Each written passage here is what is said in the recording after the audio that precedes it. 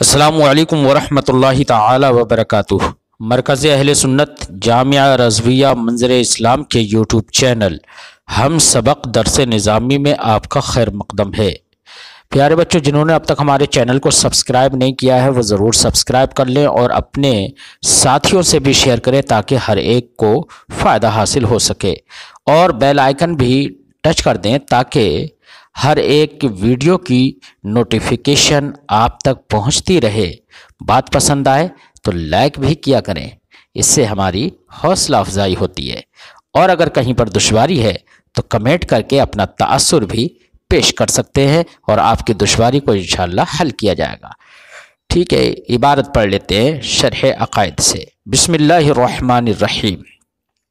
وقد يستدل على عدم الاشتراط برؤية الله تعالى إيانا وفيه نظر لأن الكلام في الرؤية بحاسة البصر، فإن قيل لو كان جائز الرؤية والحاسة سليمة وسائر الشرائط موجودة لوجب أن يرى، وإلا لجاز أن يكون بحضرتنا جبال شاهقة لا نراها وإنه سبسطة.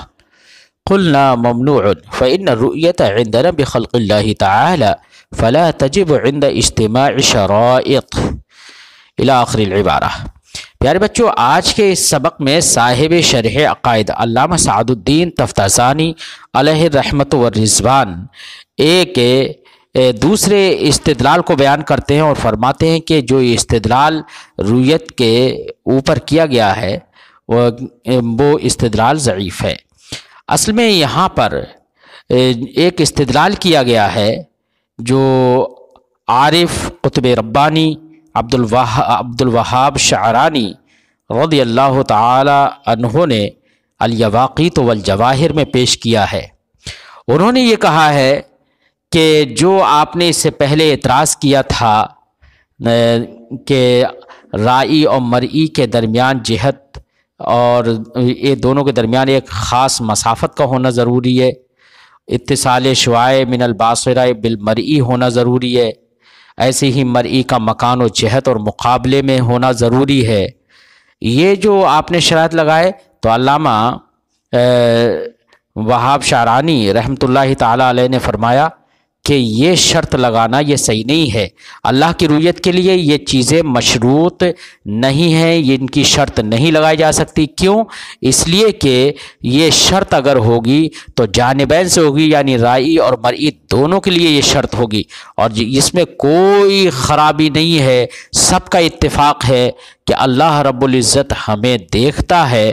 جب اللہ رب العزت ہمیں دیکھتا ہے تو جب یہ شرائط اللہ کے دیکھنے کے لیے نہیں ہیں تو ہم اگر اللہ کو دیکھیں تب بھی یہ شرائط نہیں ہوں گے، لہذا انہوں نے یہ کہا کہ یہ چیزیں شرط نہیں ہیں۔ فرماتے ہیں وقد یستدل علی عدم الاشتراط، کبھی استدلال کیا جاتا ہے اس بات پر کہ مذکورہ چیزیں شرط نہیں ہیں اللہ کی رؤیت کے لیے کہ ہم اللہ ہم کو دیکھے، تو اللہ کی رؤیت جو ہمارے ساتھ ہے، یعنی اللہ جو ہم کو دیکھتا ہے اس میں یہ چیزیں شرط نہیں ہے۔ جب جانب واحد میں شرط نہیں ہے تو دوسری جانب میں بھی یہ چیزیں شرط نہیں ہوں گی۔ صاحب شرح عقائد فرماتے ہیں کہ عارف قطب ربانی عبد الوہاب شعرانی رحمۃ اللہ تعالی علیہ کا یہ استدلال کرنا، فرماتے ہیں فیہ نظر، اس میں نظر ہے۔ نظر کا خلاصہ یہ ہے بچوں کہ اللہ رب العزت جو ہمیں دیکھتا ہے تو وہ حاسہ بصر سے نہیں دیکھتا ہے، وہ بغیر حاسہ بصر کے دیکھتا ہے۔ ہماری گفتگو یہاں پر جو چل رہی ہے وہ اس میں چل رہی ہے کہ ہم اللہ رب العزت کو حاسہ بصر سے دیکھیں گے، تو ہم حاسہ بصر سے دیکھیں گے۔ اللہ رب العزت بغیر حاسہ بصر کے دیکھتا ہے، تو پھر جانب واحد میں یہاں پر ہمارے لیے ایسا ہو سکتا ہے کہ یہ چیزیں شرط ہوں اور اللہ رب العزت کے حق میں یہ چیزیں شرط نہ ہوں۔ اس لیے ہمارا اللہ کو دیکھنا اس کو قیاس اس بات پر نہیں کیا جا سکتا کہ اللہ ہمیں دیکھتا ہے تو یہ چیزیں شرط نہیں ہیں۔ اس بات پر قیاس نہیں کیا جا سکتا۔ فرماتے ہیں وفیہ نظر، اس استدلال میں نظر ہے، لأن الکلام فی الرؤیۃ بحاسۃ البصر، کیونکہ گفتگو ہماری اس رؤیت میں ہے جو رؤیت حاسہ بصر سے ہوتی ہے، اور اللہ رب العزت ہم کو بغیر حاسہ بصر کے دیکھتا ہے، اس لیے وہاں پر یہ چیزیں شرط نہیں ہیں، اور ہم حاسہ بصر سے دیکھیں تو ہمارے لیے یہ چیزیں شرط ہوں، یہ ہو سکتا ہے، یعنی یہ معترض کہہ سکتا ہے، اس لیے یہ استدلال کرنا موضوع نہیں ہے۔ فَإِنْ قِيلَ لَوْ كَانَ جَائِزَ الرُّؤْيَةِ وَالْحَاسَّ سَلِيمًا، ایک اور اعتراض ہے، یہ اعتراض منکرین رؤیت کی جانب سے عقلی اعتراض ہے، شبہ عقلیہ ہے، جو انہوں نے مثبتین رؤیت پر پیش کیا۔ اس اعتراض کا خلاصہ یہ ہے کہ اگر اللہ رب العزت کی رؤیت جائز ہوتی کہ ہم اللہ کو دیکھ سکتے ہیں اگر، تو ضرور ہم اللہ کو دیکھیں۔ کیوں؟ اس لیے کہ مثال کے طور پر ہمارا حادثہ بالکل درست ہے، حاسہ بصر بالکل درست ہے، اور کہیں پر سارے شرائط موجود ہیں، تو پھر اللہ رب العزت ہم کو نظر آنا چاہیے، اور اگر پھر بھی نظر نہیں آتا ہے تب تو یہ بات ایسے ہی ہو جائے گی جیسے کہ ہمارے سامنے ایک اونچا سا پہاڑ، بہت سارے پہاڑ ہوں اور ہم ان پہاڑوں کو نہ دیکھ پائیں، اور اونچے سے پہاڑ سامنے ہوں ہم انہیں نہ دیکھ پائیں، یہ ملمہ سازی ہے اور یہ سفسطہ ہے، اس لیے، اور یہ بدیہی چیز کو جھٹلانا ہے۔ اس لیے اگر اللہ رب العزت کی رؤیت ممکن ہوتی تو ضرور وہ نظر آتا، جبکہ شرائط سب کے سب موجود ہوں اور حادثہ بھی درست ہو، اور نظر نہیں آتا ہے اس کا مطلب رؤیت ممکن نہیں ہے۔ فرماتے ہیں فَإِنْ قِيلَ، اگر اعتراض کیا جائے لَوْ كَانَ جَائِزَ الرُّؤْيَةِ، اگر اللہ رب العزت جائز الرؤیت ہوتا، وَالْحَاسَّةُ سَلِيمَةٌ، اور حادثہ درست ہوتا اور تمام شرائط موجود ہوتے، لَوَجَبَ أَن يُرَى، تو ضرور واجب ہوتا کہ اللہ رب العزت کو دیکھا جاتا، وَإِلَّا لَجَازَ، اگر پھر بھی نہیں دیکھا جائے تو یہ جائز ہوگا، یہ کہنا صحیح ہو جائے گا، ان یکون بحضرتنا جبال شاہقہ، کہ ہمارے سامنے ہماری موجودگی میں اونچے اونچے پہاڑ ہیں، لا نراہا، جن کو ہم دیکھتے نہیں ہیں، وَإِنَّهُ سَفْسَطَةٌ، اور یہ بات کہنا کہ بڑے بڑے پہاڑ ہمارے سامنے ہیں اور ان کی رؤیت ہم کو نہیں حاصل ہو رہی ہے، یہ سفسطہ ہے، اور قطعیات سے یہ یقین و اعتماد کو اٹھا دینا ہے۔ قلنا، اگر یہ اعتراض کیا جائے، قلنا ہم کہیں گے ممنوع، یہ بات ہمیں تسلیم نہیں ہے، یعنی ہمیں ملازمہ تسلیم نہیں ہے، اور ہم یہ نہیں مانتے کہ شرائط سب کے سب موجود ہو جائیں تو رؤیت واجب ہو، تو یہ عدم، ہم وجوب بھی نہیں مانتے، اور ہم ساتھ ہی ساتھ یہ بھی نہیں مانتے کہ اللہ رب العزت کی رؤیت واجب نہ ہو، یہ بھی نہیں مان سکتے، یہ بھی نہیں مانتے، نہ ہی واجب ہونے کو ہم مانتے، نہ ہی عدم وجوب کو مانتے، کیونکہ ایسا ہو سکتا ہے کہ پہاڑ ہمارے سامنے ہوں اور ہم پھر بھی پہاڑوں کو نہ دیکھ سکیں۔ کیوں؟ اس کی وجہ یہ ہے کہ ہمارا حادثہ صحیح ہو اور شرائط موجود ہوں، اس کے باوجود یہ ممکن ہے کہ نظر نہ آئیں۔ کیوں؟ اس لیے کہ ہمارے نزدیک ہمارا معتقد یہی ہے کہ حاسہ بصر تو ایک ذریعہ ہے، سبب ہے، اور رؤیت جو ہوتی ہے وہ خلق الہی کی بنا پر ہوتی ہے۔ اگر حادثہ صحیح بھی ہے، شرائط موجود بھی ہیں، تب بھی اگر اللہ رب العزت استعمال حادثہ کے بعد خلق رؤیت نہ فرمائے تب بھی رؤیت نہیں ہو سکتی ہے۔ اس لیے ہمارا یہ کہنا، آپ کا یہ کہنا صحیح نہیں ہے، ہمیں یہ بات تسلیم نہیں ہے۔ فرماتے قلنا، ہم کہیں گے ممنوع، ہمیں آپ کا یہ ملازمہ تسلیم نہیں ہے۔ کیوں؟ فإن الرؤیة عندنا بخلق اللہ تعالی، کیونکہ رؤیت ہمارے نزدیک اللہ کے خلق کی بنا پر ہوتی ہے۔ فلا تجب عند اجتماع شرائط، تو تمام شرائط اگر پا بھی لیے جائیں تو ان کے پائے جانے کے وقت بھی رؤیت واجب نہیں ہوگی۔ تو یہ اعتراض انہوں نے اعتراض عقلی کیا تھا، اس کا جواب صاحب شرح نے دیا۔ وَمِنَ السَّمْعِيَّاتِ، اور منکرین رؤیت نے عدم رؤیت پر ایک یا رویت پر انہوں نے ایک سمعیات سے بھی اعتراض کیا ہے، اور دلیل آیت کریمہ سے انہوں نے استدلال اس بات پر کیا ہے کہ آیت کریمہ بتا رہی ہے کہ اللہ کی رویت نہیں ہوگی۔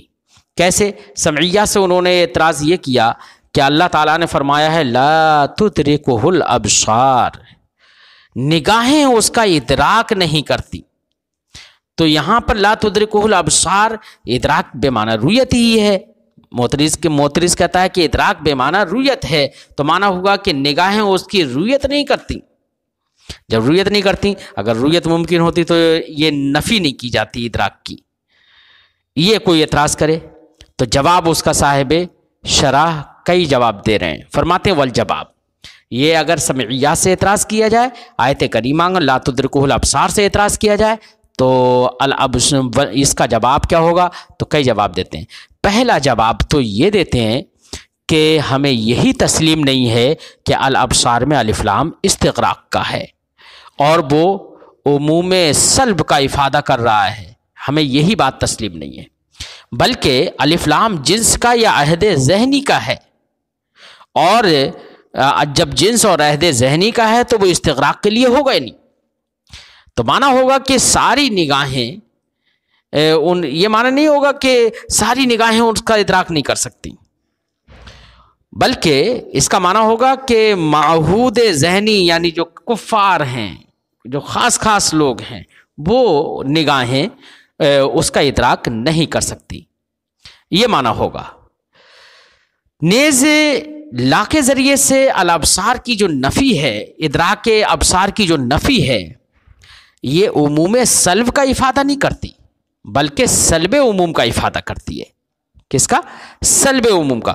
اگر عموم سلب ہوتا تو ہوتا کہ جو نفی ہے وہ سب کے لیے ثابت ہوتی کہ کسی کوئی ادراک نہیں کرتا، بلکہ یہاں پر یہ سلب عموم کے لیے ہے، اور سلب عموم میں عموم کا سلب ہوتا ہے یعنی سب ادراک نہیں کر سکتے، اور جہاں پر رفع ایجاب کلی ہوتا ہے وہاں پر اس بات جزئی ہو جاتا ہے۔ تو اس کا مطلب یہ ہے کہ بعض نگاہیں ادراک کر سکتی ہیں، اس لیے بھی ہمیں یہ تسلیم نہیں، لا تدرکہ الابصار صاحب کا یہ استدلال کرنا ہمیں یا اعتراض کرنا ہمیں تسلیم نہیں ہے۔ اور تیسرا جواب یہ ہے کہ یہاں پر لا تدرک ادراک کی نفی ہے، رویت کی نفی نہیں ہے، اور ادراک یہ مطلق رویت نہیں ہے، بلکہ ادراک کہتے ہیں رویت علی وجہ الاحاطہ بجوانب المرئی کو، کہ مرئی کو ہر چہار جانب سے گھیر کر اس کو دیکھنا، ہر چہار جانب سے اس کو دیکھ لینا۔ تو یہاں پر ادراک کی نفی ہے، مطلق رویت کی نفی نہیں ہے، یعنی مطلب یہ ہے کہ نگاہیں اللہ رب العزت کو ہر چہار جانب سے نہیں دیکھ سکتی، کیونکہ وہ تو حدود سے بے نیاز ہے، احاطے سے بے نیاز ہے، وہ تو اس کی ذات کی تجلیات تو غیر متناہی ہیں۔ بات سمجھ میں آئی بچوں؟ ایک جواب یہ بھی ہوگا، اور اگر یہ بھی مان لیں کہ ٹھیک ہے الف لام استغراق کے لیے ہے اور عموم سلب کا افادہ کر رہا ہے اور ادراک مطلق رویت کے معنی میں ہے، تو پھر ایک جواب یہ ہوگا کہ لا تدرکہ الابصار میں صرف نفی ہے مطلقاً، اس میں کسی حال اور کسی وقت کی قید نہیں ہے۔ جب حال اور وقت کی جب قید نہیں ہے تو یا یہ کہہ لو کہ عموم اوقات اور عموم احوال کی قید نہیں ہے، آیت کریمہ میں کوئی دلالت نہیں ہے عموم احوال اور عموم اوقات پر۔ جب عموم احوال اور عموم اوقات پر دلالت نہیں ہے، آیت کریمہ یہ نہیں بتا رہی ہے کہ بالکل سارے اوقات میں اس کا ادراک، اگر ادراک بے معنی رویت مان لے تو سارے اوقات میں اس کی رویت نہیں ہو سکتی، سارے احوال میں اس کی رویت نہیں ہو سکتی، اس پر آیت کریمہ کی کوئی دلالت نہیں ہے۔ جب اس پر آیت کریمہ کی دلالت نہیں ہے تو اس کا مطلب یہ ہوا کہ لا تدرکہ الابصار سے مراد ہے دنیا میں اس کا ادراک اور اس کی رویت نہیں ہو سکتی، اور رہی آخرت تو آخرت میں اس کی ادراک، دنیا میں اس کا ادراک نہیں ہوتا ہے، یہ معنی ہے، نہ کہ آخرت میں۔ اور تو اب ایسی صورت میں یہاں پر جو لا تدرکہ الابصار میں دوامی طور پر نفی نہیں ہے، बात समझाई। तो उमूम अहवाल और उमूम औकात पर यहाँ पर आयत करीमा की कोई दलालत नहीं। फरमाते हैं वल जवाब बाद तस्लीम कौनिल अबसार लिल इस्तिग़राक़, जवाब इस बात को तस्लीम कर लेने के बाद कि अल अबसार में ये इस्तिग़राक़ के लिए है, इसको तस्लीम कर लेने के बाद, यानी पहले तो हमें यही तस्लीम नहीं कि ये इस्तिग़राक़ के लिए, और अगर तस्लीम भी कर लें कि इस्तिग़राक़ के लिए है व इफ़ादत ही उमूम सल्ब, और इस बात को भी तस्लीम कर लें कि वो उमूम सल्ब का इफ़ादा कर रहा है ना कि सल्ब उमूम का। यानी पहली बात तो हमें यही तस्लीम नहीं कि वो उमूम सल्ब का इफ़ादा कर रहा है, बल्कि हम कहेंगे सल्ब उमूम का इफ़ादा कर रहा है। तो आयत करीमा सल्ब उमूम का इफ़ादा कर रही है ना कि उमूम सल्ब का। अगर हम ये तस्लीम भी कर लें कि अलिफ लाम इस्तिग़राक़ के लिए है और उमूम सल्ब का इफ़ादा कर रही है, बात समझ में आ गई। ये दोनों बातें तस्लीम कर लें, पहले तो हमें ये दोनों तस्लीम नहीं, ये दो जवाब हो गए। तीसरा जवाब वकौनिल इदराक मखूबर रुयत मुतलक़ा, और इस बात को भी तस्लीम कर लें कि इदराक मुतलक़न रुयत का नाम है।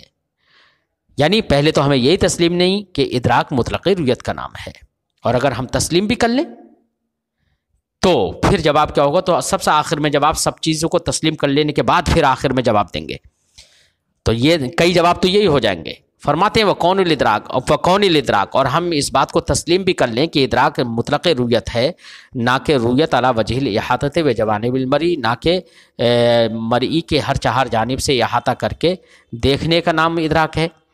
अगर ये तस्लीम कर भी लें, पहली बात तो हमें तस्लीम नहीं, और अगर तस्लीम कर भी लें तो हम जवाब ये देंगे अन्नहु ला दलालत फ़ीही अला उमूमिल औक़ात वल अहवाल, कि आयत करीमा में उमूम औक़ात और उमूम अहवाल पर कोई दलालत नहीं है। क्या नहीं है? कोई दलालत उमूम अहवाल और उमूम औक़ात पर कोई दलालत नहीं है, क्योंकि आयत करीमा जो है वो सालिबा मुतलक़ा है ना कि दाइमा। लिहाजा माना होगा कि उसकी रुयत दुनिया में नहीं होती है, ये माना नहीं होगा उसकी रुयत तमाम अहवाल में नहीं होती है, ये माना नहीं होगा। वक़द युस्तदल्लु बिल आयति अला जवाज़ रुया, और कभी कभी इसी आयत करीमा से ला तुद्रिकुहुल अबसार से इस्तिदलाल किया गया है जवाज़ रुयत पर, कि यह आयत करीमा खुद रुयत के इम्कान और जवाज़ पर दलालत करती है। ये किसने इस्तिदलाल किया है? ये इस्तिदलाल अशायरा ने किया। दर हकीकत ये अशायरा की तरफ से मुतज़िला का मुआरज़ा है, यानी अशायरा मुआरज़ा करते हैं मुतज़िला का। मुतज़िला ने चूँकि ये कहा है कि अल्लाह रब्बुल इज़्ज़त ने अपनी मत बयान की है इस बात से कि वो दिखाई नहीं देता, यानी उसको नहीं देखा जाता, तो ये उसकी मद है ना देखना। और जिस चीज़ की नफ़ी करना मद हो तो उसका वजूद नक्स होगा यकीनी तौर पर। लिहाजा रुयत से अल्लाह की तंज़ीह ये वाजिब हो जाएगी, ये मुतज़िला ने कहा। अशायरा ने मुआरज़ा करते हुए कहा कि मद ये दलालत करती है जवाज़ रुयत पर, यानी अल्लाह ने मद के तौर पर ये जो बयान किया है कि उसका इदराक नहीं होता, यानी उसकी रुयत नहीं होती है, तो ये तो जवाज़ रुयत पर दलालत करती है ना कि इम्तिनाए रुयत पर। कैसे? इसलिए कि जो चीज़ मुहाल होती है उसकी नफ़ी करने से मद नहीं होती, बल्कि जो चीज़ जायज़ होती है, मुमकिन होती है, जिसको देखा जाना मुमकिन हो, फिर भी वो अपने किब्रियाई के पर्दों की बिना पर उसको ना देखा जाए, ये मद है। ये मद नहीं है कि मुहाल हो तब उसकी नफ़ी करना मद नहीं होता है। इसलिए आयत करीमा खुद जवाज़ रुयत पर दलील है, यानी मद तभी हासिल होगी जबकि रुयत मुमकिन हो, फिर अल्लाह को ना देखा जाए। फरमाते हैं वक़द युस्तदल्लु बिल आयति अला जवाज़ रुया बेअैनिहा मज़कूरा, आयत से इस्तिदलाल कभी कभी कर लिया जाता है जवाज़ रुयत पर। इज़ लो इम्तनाअत, क्योंकि अगर रुयत मुहाल होती लमा हसलत तमद्दुह बिनफ़ीहा, तो जो मुहाल रुयत अगर मुहाल होती तो उसकी नफ़ी करने से मद हासिल नहीं होती। जैसे कि मादूम के उसकी रुयत उसकी आदम रुयत से मद हासिल नहीं होती है, क्योंकि मादूम की रुयत तो मुहाल है। व इन्नमा तमद्दुह फ़ी अन युमकिन रुयतुहु, और तबद्दुह और मद तो इसी में है कि उसकी रुयत मुमकिन हो, ولا یرا، پھر بھی وہ نظر نہیں آئے، کیوں؟ للتمنع والتعزز بحجاب الکبریاء، حجاب کبریاء کی رکاوٹ کی وجہ سے۔ وَإِن جَعَلْنَا الْإِدْرَاكَ عِبَارَةً عن الرؤية على وجه الإحاطة بالجوانب والحدود فدلالة الآية على جواز الرؤية بل تحققها اظہر۔ یہاں سے ایک دوسرا استدلال ہے اس بات پر کہ آیت کریمہ میں لا تدرکہ کہا گیا، ادراک، اور ادراک کہتے ہیں ہر چہار جانب سے مرئی کو کا احاطہ کر کے دیکھنا، ہر چہار جانب سے اس کو دیکھ لینا، یہ ادراک ہے۔